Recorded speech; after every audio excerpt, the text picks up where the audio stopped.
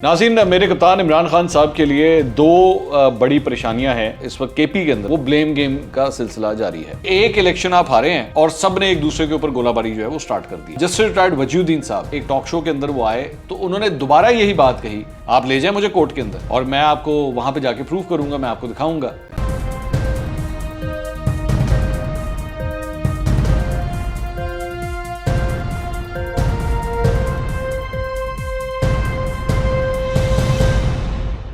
अस्सलाम वालेकुम नाज़रीन, मैं हूं मंसूर अली खान। अपने YouTube चैनल के ऊपर आपको खुशामदीद कहूँगा। सबसे पहले आपसे दरख्वास्त के चैनल को सब्सक्राइब करना मत भूलिएगा और बेल आइकन ज़रूर प्रेस कीजिएगा।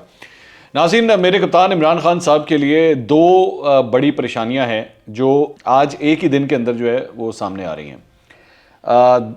दोनों का ताल्लुक उनकी अपनी पार्टी से है, कोई उसमें ऑपोजिशन का कोई लेना देना नहीं है, किसी बैरूनी कुव्वत का, बैरूनी हाथ का कोई लेना देना नहीं है। इनकी अपनी पार्टी के अंदर की सूरत हाल है।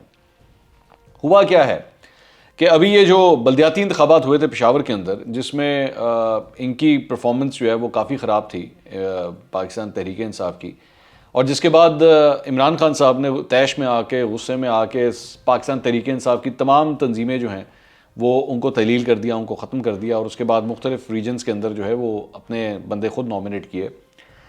उसके अंदर अब सिलसिला ये चल रहा है कि पेशावर के अंदर जो है ना वो इस वक्त केपी के अंदर बल्कि कहूँ मैं, वो ब्लेम गेम का सिलसिला जारी है। ये सारे वुज़रा जो है वो एक दूसरे के ऊपर इल्ज़ामात लगा रहे हैं, जी उसकी वजह से हुआ है तो उसकी वजह से हारे हैं, तो उसकी वजह से हारे हैं। बेसिकली यही होता है, जब आप हार जाते हैं तो फिर यही होता है कि सब लोग जो हैं वो एक दूसरे के ऊपर इल्ज़ामात लगाना शुरू कर देते हैं। अब इसमें लेटेस्ट डेवलपमेंट क्या हुई है? लेटेस्ट डेवलपमेंट ये है कि वज़ीर-ए-आज़म के मामले खुसूसी हैं अरबाब शहजाद साहब, और इमरान खान साहब के काफ़ी करीबी हैं, बड़ी उनकी वो रिस्पेक्ट करते हैं। उनके भतीजे हैं अरबाब मोहम्मद अली, उन्होंने एक बड़ा संगीन इल्ज़ाम लगाया है इन इलेक्शंस के हवाले से, और वीडियो को तो वैसे आए हुए 2 दिन हो चुके हैं, लेकिन आज जो है वो काफ़ी हद तक ये वीडियो इस वक्त वायरल हुई है, और क्योंकि इल्ज़ाम बहुत बड़ा है। उन्होंने एग्जैक्टली इल्ज़ाम क्या लगाया है मेरे ख्याल में आप खुद सुन लीजिए। बिस्मिल्लाहिर्रहमानिर्रहीम, अस्सलाम वालेकुम। आज अखबारों में जो सुर्खियाँ आई हैं जिसमें लिखा गया था कि गवर्नर शाह फरमान ने 5 करोड़ और कमरान बंगश ने 2 करोड़ रुपए लिए हैं मेयरशिप टिकट के एवज, तो ये इससे ये जाहिर होता है कि गवर्नर शाह फरमान ने प्राइम मिनिस्टर इमरान खान का जो ट्रस्ट है उसको बहुत बड़ा धोखा दिया है, और इमरान खान को ये चाहिए कि इसमें इंक्वायरी कमेटी बैठे और जिन जिन लोगों ने एक इम्पोर्टेड कैंडिडेट के हक में फैसला किया है तो इनसे पूछा जाए कि इन्होंने ये इतना बड़ा गलत फैसला क्यों किया है। वस्सलाम। अब ये आपने इनकी गुफ्तगू सुनी। पहली बात तो ये कि ये जो अरबाब मोहम्मद अली साहब हैं ये खुद भी तहरीक इंसाफ के ही रहनुमा हैं, और मतलब काफ़ी एक्टिव रहनुमा हैं। इमरान खान साहब के लिए बड़ा इन्होंने काम किया हुआ है तहरीक इंसाफ के लिए, और इन्होंने जो सूबाई वज़ीर हैं कामरान बंगश और केपी के जो गवर्नर हैं शाह फरमान, उनके ऊपर ये पैसे लेने का इल्ज़ाम लगाया कि जी 5 करोड़ रुपये जो है वो गवर्नर ने लिया है और 2 करोड़ रुपये जो है वो कामरान बंगश ने लिया है। अच्छा, इंटरेस्टिंग बात यह है, आपने अगर वीडियो में गौर से सुना हो तो इस वीडियो में एक्चुअली वो आगाज़ के अंदर ये बात करते हैं कि जी ये ख़बरें आज अखबारों के अंदर आई हुई हैं, शायद सुर्खियों में आई हुई हैं, और उसके बाद वो इस तरह की बात करते हैं और वो कहते हैं कि जी इमरान खान साहब को जो है वो इसकी तहकीकात करनी चाहिए।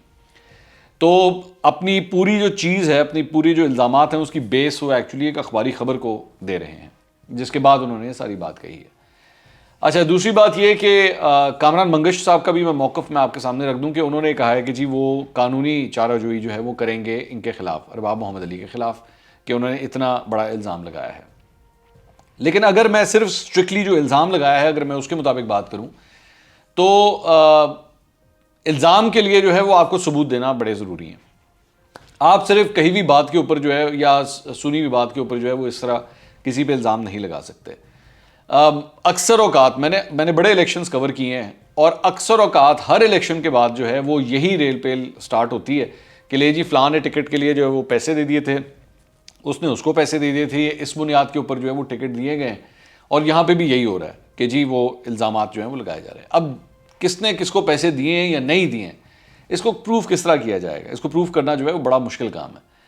मैं इसकी एक और भी बल्कि आपको एग्जांपल देता हूँ, अभी मैं उसके ऊपर भी आता हूँ, लेकिन انٹرسٹنگ بات یہ ہے کہ آپ صرف یہ دیکھیے کہ پارٹی کے اپنے اندر کیا صورتحال ہے کہ ایک الیکشن آپ ہارے ہیں اور سب نے ایک دوسرے کے اوپر گولہ باری جو ہے وہ سٹارٹ کر دی ہے کہ جی اس نے پیسے لیے ہیں تو اس نے اپنی من پسند لوگوں کو کروایا ہے, اس نے اپنی مرضی کے لوگوں کو ٹکٹیں دی ہیں, یہ کام سٹارٹ ہو گیا اور کھلے عام ہو رہا ہے. مطلب اب کوئی ڈھکا چکا بھی نہیں ہے کہ کوئی پوشیدہ رکھ کے جو ہے وہ اس کے اوپر کیا جائے, ایسا کوئی چکر نہیں ہے. ایک دوسرے کے اوپر کھل کے الزامات لگا رہے ہیں. یہ ہے پارٹی کی صورتحال. اور یہ کب ہوتا ہے؟ یہ تب ہوتا ہے جب آپ کی ٹیم ہارنا شروع کرتی ہے. جب ٹیم جیت رہی ہو نا تو ہر قسم کے اختلافات ختم ہو جاتے ہیں, سب کچھ ٹھیک ہوتا ہے. لیکن جب ٹیم ہارنا شروع ہو جاتی ہے نا تو پھر یہ ہوتا ہے کہ سارے ٹیم کے کھلاڑی جو ہیں وہ ایک دوسرے کے اوپر الزامات لگانا شروع کر دیتے ہیں. اچھا, جہاں پہ الزامات کی بات ہو رہی ہے وہاں پہ ایک اور انٹرسٹنگ بات یہ بھی ہے کہ جسٹس ریٹائرڈ وجی الدین صاحب جنہوں نے پچھلے دنوں الزام لگایا تھا عمران خان صاحب کے اوپر اور جہانگیر ترین صاحب کے اوپر, جس میں انہوں نے کہا تھا کہ جی جہانگیر ترین ان کو پہلے 30 لاکھ روپے دیا کرتے تھے, پھر 50 لاکھ روپے دینا شروع کر دیے تھے. آپ کو یاد ہوگا کہ جہانگیر ترین نے اس کے حوالے سے ٹویٹ کیا تھا اور ٹویٹ میں اس چیز کو ڈینائی کیا تھا کہ ایسی کوئی بات نہیں ہے.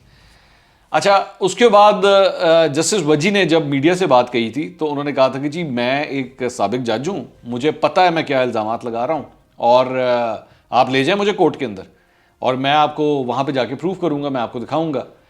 تو انٹرسٹنگ بات یہ ہے کہ ان سے دوبارہ جب رابطہ کیا گیا ریسنٹلی اور ایک ٹاک شو کے اندر وہ آئے تو انہوں نے دوبارہ یہی بات کہی کہ جی میں آج بھی اپنے الزامات کے اوپر کھڑا ہوں اور میں پیچھے نہیں ہٹ رہا.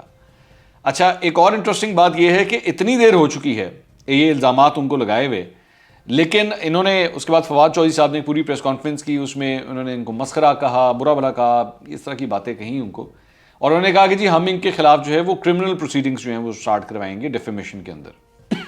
کچھ بھی نہیں ہوا ابھی تک جو مطلب کم از کم کوئی اناؤنسمنٹ نہیں ہے ایسی, کوئی ایسی خبر نہیں ہے کہ انہوں نے جسٹس ریٹائرڈ وجی الدین کو جو ہے وہ یہ نوٹس سرو کر دیے ہوں, یا تو کر دیے ہیں تو پتہ نہیں ہے, لیکن ایز سچ کسی قسم کی کوئی اناؤنسمنٹ نہیں ہے.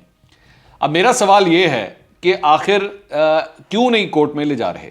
ان کو کورٹ میں لے جانا چاہیے, کیونکہ میں آپ کو یہ بات بھی بتا دوں کہ اگر یہ کورٹ میں لے کے جاتے ہیں تو یہ چیز ایکچولی ایک نیا پنڈورا باکس بھی کھول سکتا ہے, کیونکہ جب آپ کورٹ کے میں کھڑے ہوں گے تو ظاہری بات ہے جسٹس ریٹائرڈ وجی الدین جو کچھ کہیں گے وہاں پہ کھڑے ہو کے یا جو اپنا پوائنٹ آف ویو دیں گے وہاں پر وہ پبلک ڈومین میں ہوگا اور وہاں پہ میڈیا بھی کور کر رہا ہوگا, میڈیا کے سامنے وہ ساری باتیں کریں گے, تو اس کے اندر کچھ نئے پنڈورا باکس بھی کھل سکتے ہیں. بہت سی باتیں ایسی ہو سکتی ہیں جو موجودہ حکومت کے لیے یا عمران خان صاحب کے لیے مزید پریشانی کا بھی باعث بن سکتی ہیں. تو اکثر اوقات کئی دفعہ سیاستدانوں کے حوالے سے میں نے یہ دیکھا ہے کہ لوگ یہ کہتے ضرور ہیں ہاں جی ہم ڈیفیمیشن کر دیں گے, ہم یہ کر دیں گے, وہ کر دیں گے, ہوتا بعد میں کچھ بھی نہیں ہے. اس میں ایک اور کیس بھی میں آپ کو بتا دوں کہ قادر خان بندوخیل صاحب, انہوں نے فردوس عاشق اوان کو ایک نوٹس سرو کیا تھا اور انہوں نے کہا تھا کہ جی پتہ نہیں کتنے ارب روپے کا وہ تھا, مجھے یاد نہیں اب کتنے ارب کا تھا, لیکن وہ بھی اس طرح کا ایک ڈیفیمیشن کیس تھا کہ وہ جو بیسکلی ایکسپریس کے پروگرام میں جاوید چوہدری صاحب کے پروگرام میں ان کی جو تکرار ہوئی تھی جس میں فردوس عاشق اوان نے ان کے اوپر ہاتھ اٹھایا تھا, تو اس کے بعد انہوں نے بھی ایک ڈیفیمیشن نوٹس جو ہے وہ ان کو بھیجا تھا, لیکن اس سلسلے میں مزید کوئی اب کارروائی نہیں ہوئی, وہ معاملہ بھی ادھر ہی ٹھپ ہو گیا. تو الزامات ایک دوسرے پہ لگتے رہتے ہیں اور اس کے بعد ایک دوسرے کو تڑیاں دھمکیاں بھی لگاتے ہیں کہ جی ہم چھوڑیں گے نہیں تو یہ نہیں کریں گے, وہ نہیں کریں گے. اور پاکستان کے اندر پھر کیس ہو بھی جائے, اگر وہ معاملہ جو ہے وہ کسی کورٹ کیس میں چلا بھی جائے تو اس کو اتنے سال لگ جاتے ہیں. مثال کے طور پہ آلریڈی عمران خان صاحب جو ہیں وہ ایک ڈیفیمیشن کا کیس فیس کر رہے ہیں جو شہباز شریف نے ان کے خلاف کیا ہوا ہے, جب انہوں نے الزام لگایا تھا کہ جی مجھے 10 ارب روپے کی آفر ہوئی ہے کہ آپ پیناما کیس سے جو ہیں وہ ہٹ جائیں, تو اس پہ بھی کوئی ڈیولپمنٹ نہیں ہوئی. اس کے بعد ایک کیس جو ہے وہ عمران خان صاحب نے خواجہ آصف کے اوپر کیا ہوا ہے, جب خواجہ آصف صاحب نے شوکت خانم کے حوالے سے چند الزامات لگائے تھے, جس پہ پچھلے دنوں عمران خان صاحب نے جا کے وہ بھی اپنی گواہی بھی ریکارڈ کروائی تھی اور انہوں نے وایا ویڈیو لنک ریکارڈ کروائی تھی.